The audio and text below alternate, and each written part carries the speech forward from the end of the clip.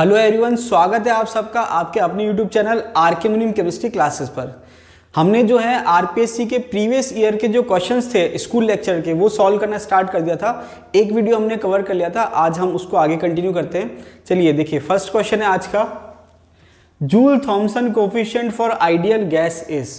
तो देखिए, जब मैंने आपको थ्योरी पढ़ाई थी तो वहां पर मैंने आपसे कहा था कि आइडियल गैस के लिए जूल कोफिशिएंट और जूल थॉमसन कोफिशिएंट दोनों की वैल्यू क्या होती है, 0 होती है। तो अगर आपने थ्योरी पढ़ी है तो ये आप आसानी से क्वेश्चन जो है वो सॉल्व कर सकते हैं। तो देखिए, ये डायरेक्ट क्वेश्चंस में से आते हैं।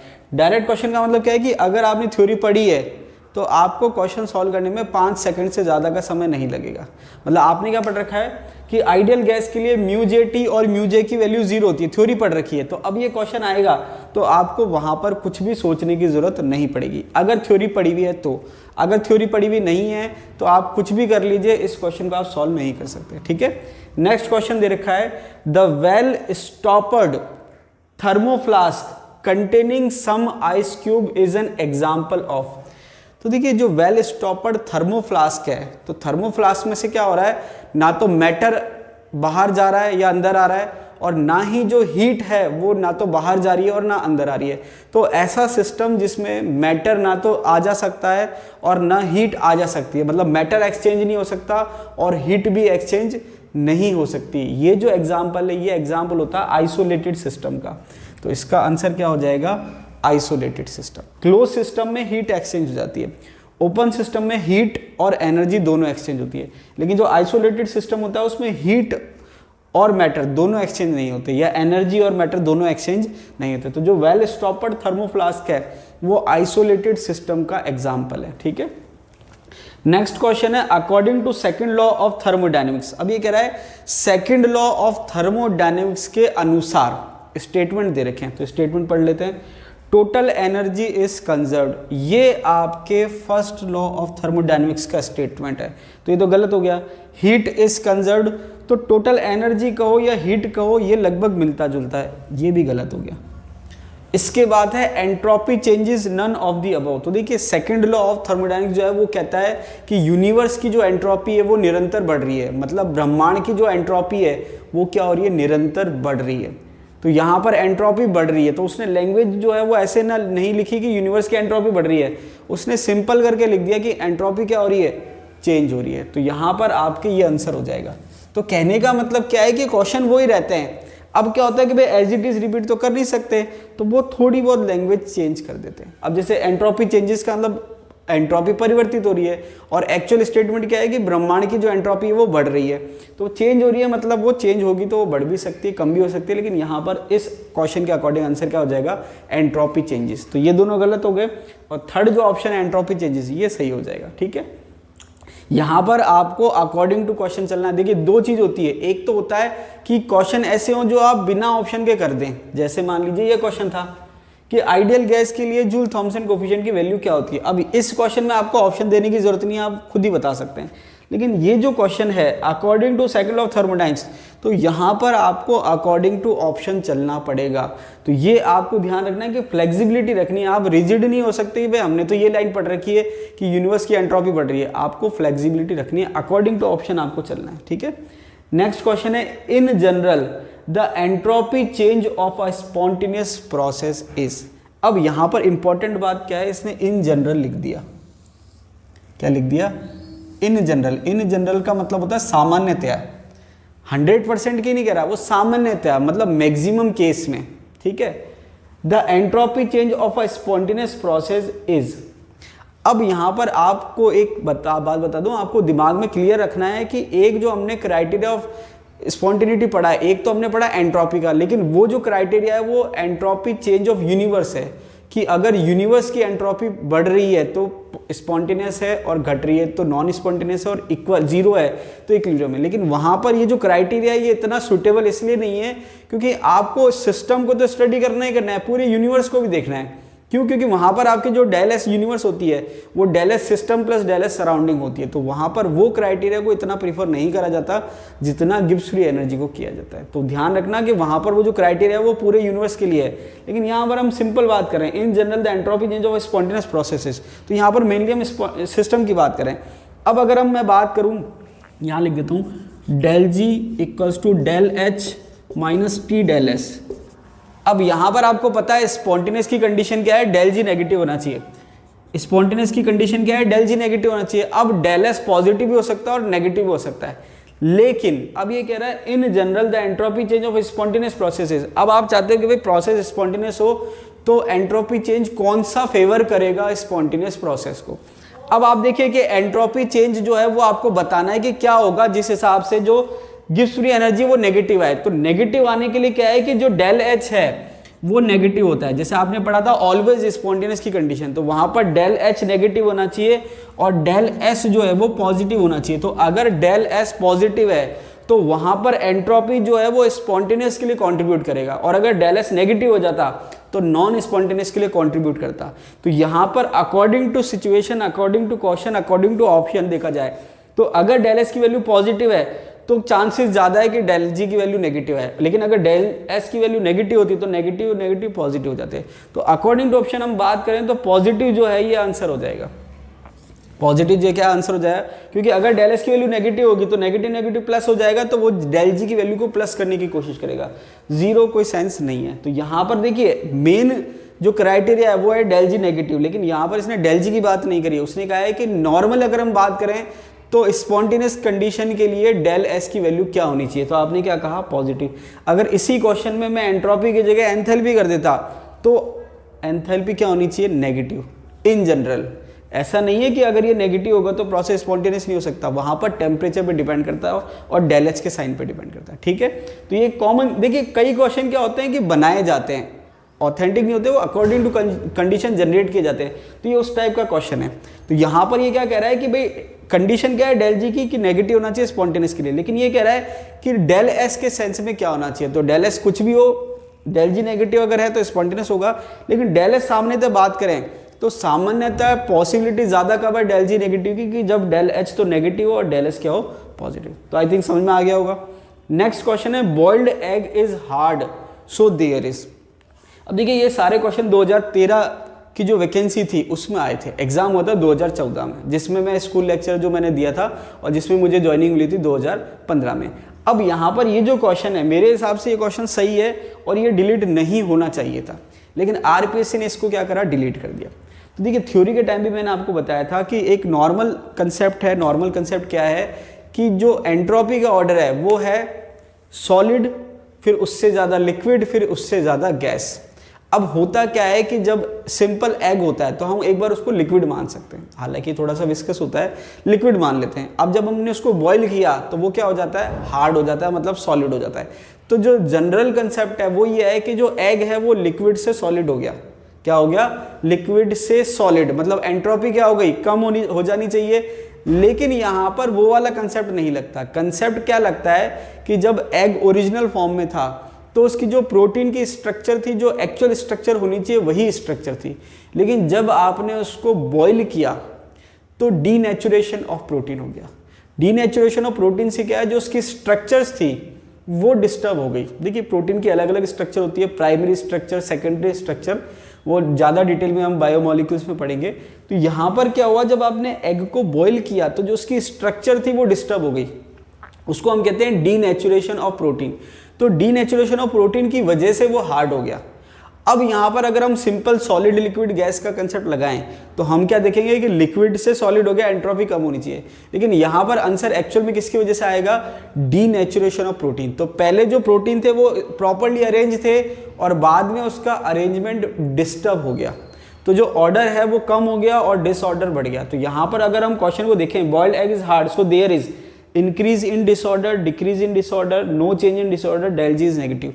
तो मेरे हिसाब से आंसर होना चाहिए इंक्रीज इन डिसऑर्डर, लेकिन आरपीएससी ने क्या करा, इस क्वेश्चन को डिलीट कर दिया। तो यहां पर मैंने आपको ये क्वेश्चन इसलिए बता दिया कि अगर इन फ्यूचर क्वेश्चन आता है दोबारा से एग्जाम में तो आप उसका ऑप्शन ये करके आइए, इंक्रीज इन डिसऑर्डर।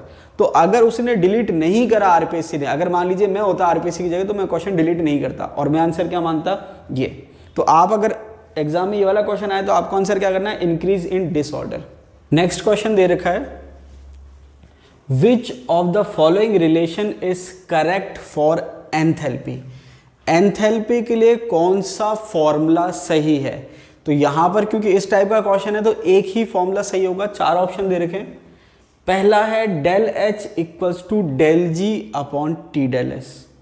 दूसरा है del H equals to del E plus P del V. तीसरा है del H equals to C P minus C V. और चौथा है del H equals to C V del T. अब अगर आपने पढ़ा हो एंथैल्पी तो एंथैल्पी का फॉर्मूला क्या होता है? H equals to E plus P V. और जब हम बात करते हैं डेल एच की तो डेल एच बराबर del E plus P del V. अगर आपने थ्योरी का वीडियो देखा है तो आपको ये फॉर्मूला याद होगा। तो del H equals to del E plus P del V, ये फॉर्मूला सही है। अब हो सकता है बाकी फॉर्मूले में आपको लग रहा हो कि कुछ सही हो सकता है, गलत हो सकता है। तो यहाँ पर ये जो फॉर्मूला होता है ये होता है del G equals to del H minus T del S. क्या होता है? Del G equals to del H minus T del S. तो अगर आप इससे एक फॉर्मूला बनाए भी डेल एच के सेंस में तो डेल एच क्या हो जाएगा? डेल जी प्लस टी डेल एस, ये हो जाएगा, ना कि अपॉन में आएगा। बात समझ में आ गई?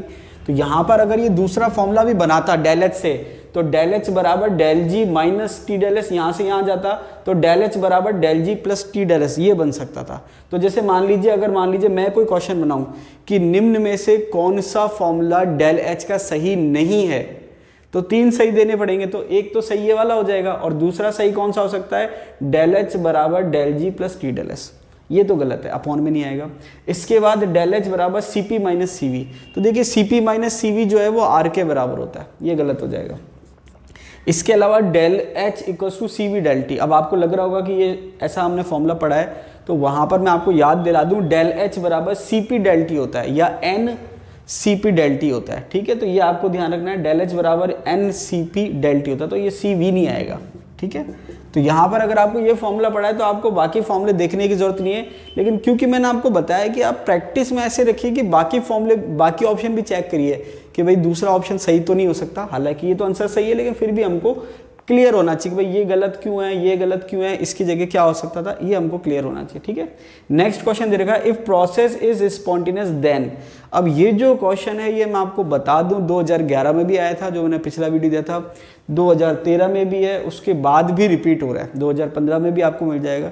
तो ये देखिए बहुत इंपॉर्टेंट क्वेश्चन है, कई हर बार रिपीट हो रहा है। आरपीएससी ने कम से कम इसी कंसेप्ट पे 3-4 क्वेश्चन तो पूछ लिए, डायरेक्ट पूछ लिए, लैंग्वेज अलग अलग कर देता है। ठीक है, if process is spontaneous then, तो मैंने आपसे कहा कि प्रोसेस स्पॉन्टेनियस कब होगा? जब डेल जी नेगेटिव होगा, या डेल जी की वैल्यू लेस देन 0 होगी, या जो जी है गिब्स फ्री एनर्जी उसकी वैल्यू क्या होगी? डिक्रीज होगी। तीनों का मतलब एक ही है, गिब्स फ्री एनर्जी की वैल्यू डिक्रीज हो रही है, डेल जी की वैल्यू नेगेटिव है, या डेल जी की वैल्यू 0 से कम है, तीनों का मतलब एक ही है। तो वो अलग अलग तरीके से ऑप्शन देता है।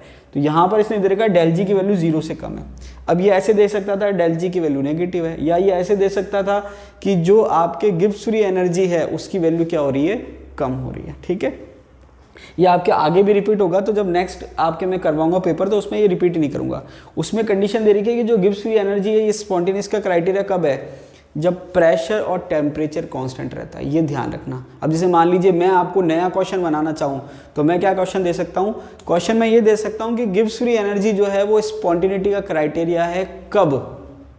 उसमें फिर मैं ऑप्शन दूंगा कि जब टेम्परेचर और वॉल्यूम कांस्टेंट होगा, जब टेम्परेचर प्रेशर कांस्टेंट होगा, इस टाइप से क्वेश्चन बना सकता हूँ। तो एकदम से आपको क्लिक नहीं करेगा। तो आपको ध्यान रखना है कि गिब्स फ्री एनर्जी जो है स्पॉन्टेनिटी का क्राइटेरिया कब है? जब टेम्परेचर और प्रेशर कांस्टेंट रहता है। ये देखिए मैं आपको जो जो कंसेप्ट बता रहा हूँ ये बहुत इंपॉर्टेंट होते हैं। जब एग्जाम में अगर क्वेश्चन आ जाएगा और आपको याद ही नहीं आएगा तब आपको याद आएगी राहुल सर की। ठीक है, ध्यान रखना कि क्राइटेरिया कब है? जब टेम्परेचर और प्रेशर कॉन्स्टेंट है। दूसरी बात कि जो स्पॉन्टेनिटी का क्राइटेरिया है वहाँ पर जो है वो पूरे यूनिवर्स की बात करता है, इसलिए वो ज़्यादा प्रीफरेबल नहीं है। पहले हम उसको लेते थे, अब जो मेन क्राइटेरिया है वो है गिब्स फ्री एनर्जी का। ठीक है, बाकी भी हो सकते हैं क्राइटेरिया, जैसे हेल्महोल्ट्ज फ्री एनर्जी, उसके अलावा एंट्रोपी, उसके अलावा और भी हो सकते हैं, लेकिन वहाँ पर कंडीशंस अलग होती है। टेम्परेचर की जगह कुछ और कांस्टेंट होता है, आपके लिए रेलिवेंट नहीं है, इसलिए मैंने आपको नहीं बताया। ठीक है, ये आप ध्यान रखिए। इसके बाद आगे दे रखा है next question, 2 litres of an ideal gas. Check कर लेते हैं क्या दे रखा है। तो अमाउंट दे रखा है 2 लीटर, वॉल्यूम दे रखा है, sorry 2 litre of an ideal gas. Ideal gas है, दूसरी बात क्या कर रहा है, ये आइडियल गैस है। ठीक है, at pressure of 10 atmosphere, starting में प्रेशर कितना दे रखा है? 10 एटमॉस्फेयर। एक्सपेंड, एक्सपेंड का मतलब प्रसार हो रहा है, क्या हो रहा है? प्रसार। आइसोथर्मली, मतलब प्रोसेस क्या है? आइसोथर्मल प्रोसेस है। आइसोथर्मल क्या हो रहा है, गैस का एक्सपेंशन हो रहा है इनटू वैक्यूम। अब इस पूरे क्वेश्चन में अगर मेरे हिसाब से सबसे इंपॉर्टेंट कोई वर्ड दे रखा है तो वो ये दे रखा है, इसलिए क्वेश्चन को हमेशा ध्यान से पढ़ रही है। कई बार क्या होता है, हम अच्छा 2 लीटर दे रखा है, हम सीधे न्यूमेरिकल सॉल्व करने बैठ जाते हैं। जब भी आप क्वेश्चन पढ़ें उसको ध्यान से पढ़ें, पहले क्वेश्चन पढ़ें, फिर ऑप्शन देखें, फिर वापस से क्वेश्चन पढ़ें। तो अगर आपने क्वेश्चन ढंग से पढ़ लिया मतलब आधा क्वेश्चन सॉल्व कर लिया आपने, ठीक है।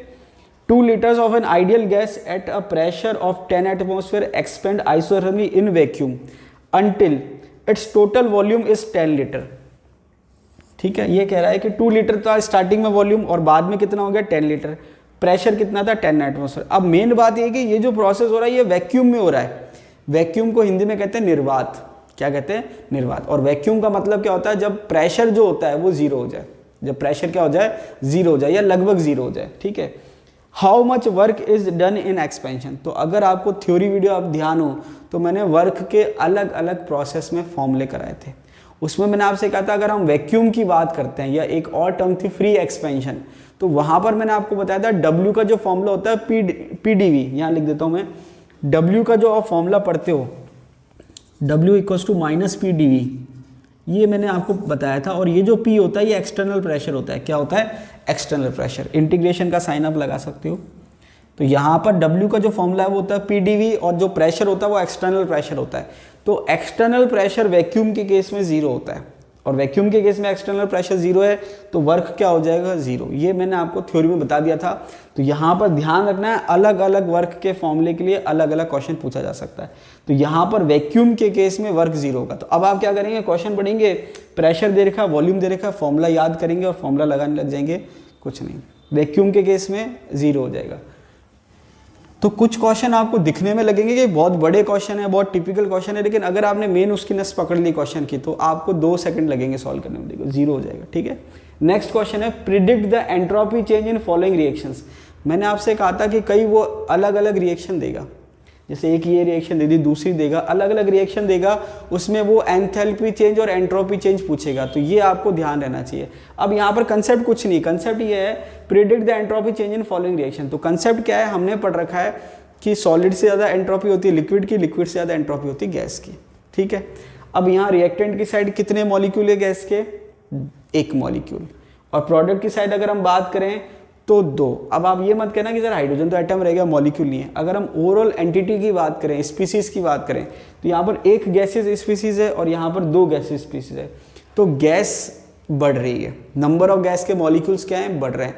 और नंबर ऑफ गैस के मॉलिक्यूल्स बढ़ रहे हैं मतलब गैस बढ़ रही है, मतलब एंट्रोपी क्या होगी, बढ़ेगी। ठीक है, तो यहाँ पर आंसर क्या हो जाएगा, इंक्रीजेस। छोटे छोटे, अब देखिए कंसेप्ट वही है कि अगर नंबर ऑफ गैसेस मॉलिक्यूल्स बढ़ेंगे तो एंट्रोपी बढ़ेगी। अब वो रिएक्शन अलग अलग दे सकता है। जैसे आपको ध्यान हो तो पिछले वीडियो में कैल्शियम कार्बोनेट का डिकम्पोजिशन हमने किया था, कैल्शियम ऑक्साइड में और कार्बन डाइऑक्साइड में। तो वहाँ पर पहले सॉलिड था और बाद में एक सॉलिड और एक गैस है। तो रिएक्शन में आपको मेन चीज़ ये चेक करना है कि सॉलिड, लिक्विड और गैस, इसको देखना है कहाँ पर गैस ज़्यादा है। जहाँ गैस ज़्यादा होगी वहाँ एंट्रोपी ज़्यादा होगी। यहाँ पर ज़्यादा है तो यहाँ एंट्रोपी ज़्यादा है, यहाँ ज़्यादा है तो यहाँ एंट्रोपी ज़्यादा है। तो हमने क्या देखा, पहले एंट्रोपी कम थी, बाद में एंट्रोपी बढ़ गई, तो क्या हो जाएगा, इंक्रीज। ठीक है, कंसेप्ट क्लियर करना है। अगर आपने कंसेप्ट क्लियर पकड़ लिया तो अब वो रिएक्शन चेंज कर दे, उससे कोई फर्क नहीं पड़ेगा। ठीक है, आगे दे रखा है which of the following parameter is an extensive property. अब यहाँ पर आपको दिमाग नहीं लगाना। यहाँ पर मैंने आपको जो PDF शेयर किया था थ्योरी वीडियो में, इंटेंसिव और एक्सटेंसिव प्रॉपर्टी जब पढ़ाए थे, तो PDF जब मैंने शेयर किया था उसमें काफ़ी सारे एग्जाम्पल दे रखे हैं, और जब मैंने आपको पढ़ाया था वहाँ पर भी काफ़ी सारे एग्जाम्पल थे। तो आपको याद करना है कि ये इंटेंसिव प्रॉपर्टी होती है और ये एक्सटेंसिव प्रॉपर्टी होती है। उसके अलावा आपको एक चीज़ ध्यान रखनी थी, स्पेसिफिक शब्द ध्यान रखना है। जहाँ स्पेसिफिक आ गया वो इंटेंसिव हो जाएगी और जहाँ मोलर आ गया वो इंटेंसिव हो जाएगी। जैसे मैंने कहा एंथैल्पी एक्सटेंसिव प्रॉपर्टी है, मोलर एंथैल्पी इंटेंसिव प्रॉपर्टी है, एंट्रोपी एक्सटेंसिव प्रॉपर्टी है, मोलर एंट्रोपी इंटेंसिव प्रॉपर्टी। ठीक है, अब जैसे डेंसिटी की बात करें तो डेंसिटी इंटेंसिव होती है। ये पूछ रहा है which of the following parameter is an extensive property. ठीक है, एक्सटेंसिव पूछ रहा है तो डेंसिटी तो इंटेंसिव है, टेम्परेचर भी इंटेंसिव है और प्रेशर भी इंटेंसिव है। ठीक है, इंटेंसिव प्रॉपर्टी वो होती है जो अमाउंट पे डिपेंड नहीं करती और एक्सटेंसिव प्रॉपर्टी वो होती है जो अमाउंट पे डिपेंड करती है। अब देखिए हीट कैपेसिटी को हिंदी में कहते हैं ऊष्माधारिता। क्या कहते हैं, ऊष्माधारिता। और इसकी डेफिनेशन ये होती है कि 1 डिग्री टेम्परेचर बढ़ाने के लिए जो हीट दी जाती है वो हीट कैपेसिटी होती है, ऊष्माधारिता होती है। अब यहाँ पर इसने कोई भी कंडीशन नहीं लगा रखी है अमाउंट की, कि भाई अमाउंट जो मतलब सब्सटेंस जो है वो 1 ग्राम होगा या 1 किलोग्राम होगा या 1 मोल होगा, कोई कंडीशन नहीं है। तो अब आप इसको ऐसे समझिए कि भाई आपके आधा लीटर पानी है, आधा लीटर पानी को आप 1 डिग्री टेम्परेचर बढ़ाएंगे तो अलग हीट देनी पड़ेगी, 10 लीटर पानी को आपको 1 डिग्री टेम्परेचर तक गर्म करना है तो अलग हीट देनी पड़ेगी, मतलब अमाउंट पर डिपेंड करेगा। तो यहाँ पर ये एक्सटेंसिव प्रॉपर्टी है। क्या है ये? Extensive property. अब यहाँ पर अगर मैं बात एक शब्द लगा दूँ मोलर हीट कैपेसिटी, तो वहां पर वो इंटेंसिव प्रॉपर्टी हो जाएगी। क्यों? क्योंकि इसने एक टर्म लगा दी मोलर। मोलर का मतलब अमाउंट फिक्स कर दी 1 मोल। और मोलर जो हीट कैपेसिटी होती है वो 2 तरीके की होती है, at constant volume and at constant pressure. तो आई थिंक क्लियर हो गया होगा। अगर आपने थ्योरी के वीडियो देख रखे हैं तो आपको एक चीज़ लगेगी कि कितने इजी क्वेश्चन पूछ रखे हैं। और एक चीज़ आप ध्यान रखना, आप देखोगे कि जो प्रीवियस वाला वीडियो था उसमें केवल आपके 1 साल के पेपर थे, और इसमें आपने देखें कि यहाँ पर आपके 2013 वाले भी आ गए हैं और 2015 वाले भी आ गए हैं। अब यहाँ पर आप इसको एक चीज़ ध्यान रखना कि जो बाकी थर्मोकेमिस्ट्री वाला पार्ट है उसके क्वेश्चन मैंने अभी यहाँ मेंशन नहीं किए हैं। तो आप देखोगे लगभग हर साल थर्मोडायनेमिक्स से एवरेज 10 क्वेश्चंस आ रहे हैं। तो आप ये देखोगे कि भाई कोर्स हमारा कम हो रहा है। आप एक चीज़ सोच रहे होंगे भाई फिजिकल अभी तो 3-4 टॉपिक हुए हैं, कोर्स कम हो रहा है और बाद में हमारा कोर्स। आप इसको ऐसे मेज़र करना कि 120 क्वेश्चन में से कितने क्वेश्चन हमारे रेडी हो रहे हैं। तो आप मान के चलो जितने भी हम टॉपिक पढ़ रहे हैं, चाहे वो काइनेटिक्स पढ़ रहे हों, चाहे वो थर्मोडायनेमिक्स पढ़ रहे हों, या हमने इलेक्ट्रोकेमिस्ट्री पढ़ा है, ये सारे बड़े बड़े टॉपिक हैं। फिजिकल में आपके मेनली 6-7 टॉपिक दे रखे हैं, जिसमें थर्मोडायनेमिक्स, काइनेटिक्स, सॉल्यूशन, इलेक्ट्रो, ये आपके बड़े बड़े टॉपिक हैं। एटॉमिक स्ट्रक्चर, क्वांटम, ये बड़े बड़े टॉपिक हैं। तो हर टॉपिक से एवरेज 8 से 10 क्वेश्चन या 7 से 10 क्वेश्चन आते हैं। तो वहाँ पर ये है कि आपके एक टॉपिक में काफ़ी क्वेश्चन मिल रहे हैं। समझ आ रही बात? जब हम ऑर्गेनिक पढ़ेंगे तो वहाँ पर छोटे छोटे टॉपिक होंगे, फटाफट क्लियर हो जाएंगे और उसमें नंबर ऑफ क्वेश्चन भी ज़्यादा नहीं आते हैं। समझ में आ रही बात? तो वहाँ पर टॉपिक की संख्या क्या है, टॉपिक इंपॉर्टेंट कितना, उस पर डिपेंड कर रहा है। इसलिए हम यहाँ पर टाइम ज़्यादा दे रहे हैं। जब ऑर्गेनिक आएगा और मुझे लगेगा कि इस टॉपिक से ज़्यादा क्वेश्चन नहीं आते हैं तो हम उसको स्पीडली कवर कर लेंगे। समझ में आ रही बात? कि भाई हम किस पे कितने क्वेश्चन आते हैं, कितना टॉपिक हमारे लिए ज़्यादा इंपॉर्टेंट है, उस हिसाब से हम उसको फोकस कर रहे हैं। तो आज के लिए इतना ही। आई होप आपको वीडियो अच्छा लगा होगा। वीडियो अच्छा लगा तो लाइक कीजिए, दोस्तों के साथ शेयर कीजिए, और अगर आप चैनल पे नए हैं तो चैनल को सब्सक्राइब कर लीजिए। जो बेल आइकॉन बटन है उसको हिट कर लीजिए, ताकि जैसे मैं नए वीडियो अपलोड करूं आपके पास नोटिफिकेशन आ जाए। वीडियो को अंत तक देखने के लिए बहुत बहुत धन्यवाद।